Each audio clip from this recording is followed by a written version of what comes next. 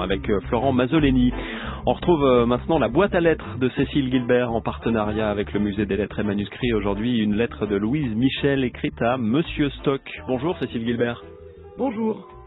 Institutrice, figure majeure de la Commune de Paris, infatigable militante du mouvement ouvrier et anarchiste, franc-maçonne aux idées féministes, Louise Michel est aussi l'auteur de nombreux ouvrages. Des poèmes, des légendes, des contes, des romans, comme le célèbre La Misère, mais aussi quelques écrits théoriques. En septembre 1899, 5 ans avant sa mort, elle a 69 ans et vient de publier un livre sur la Commune. Elle évoque également, dans cette lettre à son éditeur parisien, un projet de roman intitulé Le siècle rouge, que soutient le théoricien anarcho-communiste russe Pierre Kropotkin. Il est peu dire que la vie de Louise Michel fut combative et courageuse. Déportée 7 ans en Nouvelle-Calédonie après la Commune, elle rentre en France en 1880 et renoue avec l'activisme politique. 2 ans plus tard, celle qui a été longtemps blanquiste se dissocie des socialistes autoritaires et parlementaires et adopte le drapeau des anarchistes. Plus de drapeau rouge mouillé du sang de nos soldats, dit-elle. J'arborerai le drapeau noir, portant le deuil de nos morts et de nos illusions. L'année suivante, elle est condamnée à 6 ans de prison suite à une manifestation menée au nom des sans-travail qui a dégénéré en pillage et en affrontement avec les forces de l'ordre. Graciée au bout de 3 ans par le président Jules Grévy, elle est de nouveau emprisonnée quelques mois plus tard à cause d'un discours prononcé en faveur des mineurs de Decazeville. Relâchée avant terme, elle se prononce en janvier 1887 contre la peine de mort. L'année suivante, lors d'un meeting parisien, un chouan lui tire à la tête 2 coups de pistolet. Elle survit et refuse de porter plainte contre son agresseur. De nouveau arrêtée en 1890 à la suite d'un discours prononcé à Saint-Étienne et de sa participation à un meeting qui entraîne de nombreuses manifestations à Vienne, elle casse tout dans sa cellule. Libérée, elle se réfugie en Angleterre où elle gère une école libertaire pendant quelques années.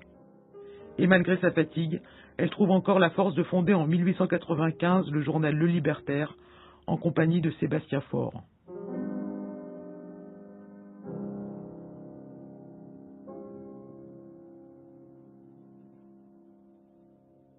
La lettre du 16 septembre 1899 qu'elle envoie à Monsieur Stock ne date pas de cette époque, mais des divers séjours outre-Manche qu'il lui arrive de faire à la fin de sa vie, que ce soit pour des conférences ou pour participer à des congrès politiques. Surnommée tantôt la Vierge Rouge, tantôt la Louve Noire, Louise Michel meurt à 75 ans en janvier 1905. Elle avait encore dans le crâne la balle logée par le chouan Pierre Lucas. Cher Monsieur Stock, après vous avoir remercié encore d'avoir bien voulu remettre, malgré les mauvaises conditions, mon histoire de la Commune, les 100 francs de ma tôle à notre ami malade, permettez-moi de vous donner la peine avant mon voyage à Paris, qui ne peut tarder, de me renvoyer de façon à ce qu'il ne soit pas perdu, pour le corriger, avant de vous le reporter, mon roman, Le siècle rouge, qui n'est corrigé qu'à moitié. J'ai laissé le manuscrit chez vous lors de mon dernier voyage.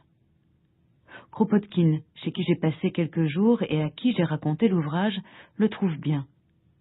Il est du reste d'actualité. Le personnage de Luc de Beauséjour et quelques autres se trouvant réels. J'attends donc de votre complaisance le manuscrit afin de ne pas tout corriger sur l'épreuve. Les feuillets de la dernière partie sont écrits tellement à la hâte, parce que je voulais l'emporter, que la moitié des phrases est peut-être oubliée. Excusez-moi de vous donner à trouble de chercher le manuscrit, mais je veux le corriger. Amitié. Louise Michel, 25 Chesterfield Grove. La boîte à lettres par Cécile Gilbert, réalisation de Laurence Millet, lecture Anouk Adrien. C'est ainsi que se terminent les matins d'été de France Culture.